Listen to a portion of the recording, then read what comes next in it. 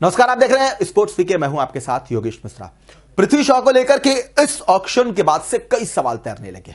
गरीबी से उठकर बच्चा क्रिकेट में यहां तक आया, दिल्ली के लिए खेला, इतने सारे मेहनत, इतने सारे शॉट्स, वो बंदा जो अंडर 19 वर्ल्ड कप का विजेता रहा हो, अब सोचिए इस ऑक्शन में उसकी बोली तक नहीं लगी। क्या बीत रही होगी दिल पे, आप समझ सकते हैं। एक खिलाड़ी के तौर पे वो क्या सोच रहे होंगे, वो भी इस बात का उनको अंदाजा भी होगा कि आखिर मुझे किसी ने क्यों नहीं खरीदा।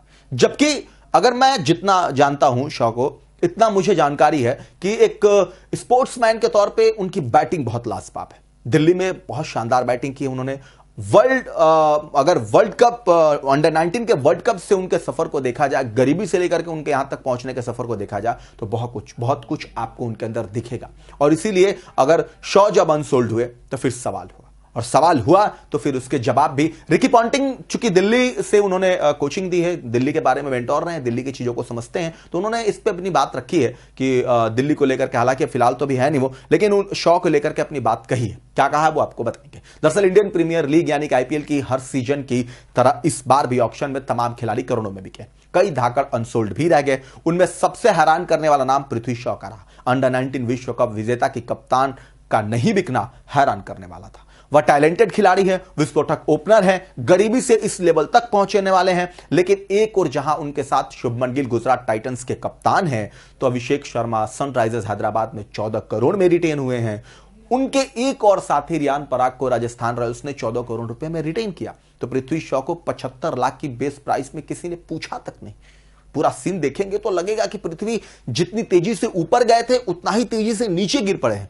अब इस डाउनफॉल की वजह से बहुत बड़ा सवाल है। टीम इंडिया से बाहर हैं, अनुशासनात्मक और फिटनेस की वजह से मुंबई रणजी ट्रॉफी की प्लेइंग 11 से बाहर किए गए। तो अब इंडियन प्रीमियर लीग यानी आईपीएल में अनसोल्ड रहे, जिससे यह बड़ा झटका मांगा जा रहा है। दिल्ली कैपिटल्स में पिछले सीजन तक उनके गुरु रहे रिकी पॉन्टिंग इस बात से हैरान है। हालांकि साथ ही उन्होंने अपने एक बयान में आईपीएल ऑक्शन को ही कटघरे में खड़ा कर दिया। अब पंजाब किंग्स से जुड़ चुके रिकी पॉन्टिंग ने कहा है कि दुखी हूं।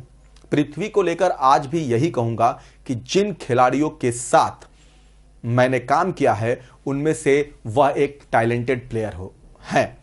वह आईपीएल ऑक्शन में अनसोल्ड रहे और फिर उनका नाम सामने नहीं आया। यहां कई टीमों थी जो पृथ्वी को लेने के लिए देख रही थी, लेकिन मैंने जैसा कहा कि फिलहाल नहीं खेल रहे हैं।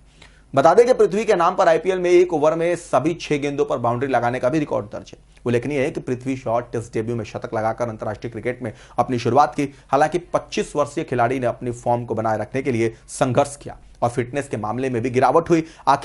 आखिरी बार उन्हें देश के लिए 2021 में खेलते हुए देखा गया था। शॉ के लिए हालात इतने खराब हो गए कि वो आईपीएल 2024 सीजन में डीसी की प्लेइंग 11 से बाहर हो गए और हाल ही में उन्हें मुंबई की रणजी ट्रॉफी टीम से भी बाहर कर दिया गया। डीसी के साथ अपने कोचिंग कार्यकाल के दौरान रिकी पॉन्टिंग ने शार्दुल ठाकुर के साथ भी काम किया था। ऑस्ट्रेलियाई दिग्गज ने एक घटना का जिक्र करते हुए बताया कि कैसे उन्होंने मुंबई के ऑलराउंडर के लिए योजना बनाई थी। पॉन्टिंग ने एक वाक्य याद करते हुए कहा कि आप जानते हैं, शार्दुल कुछ साल पहले को लेकर हमने नीलामी में लगभग 10 करोड़ रुपए में भुगतान किया था, और जब वह नहीं है, अब वह अनसोल्ड है।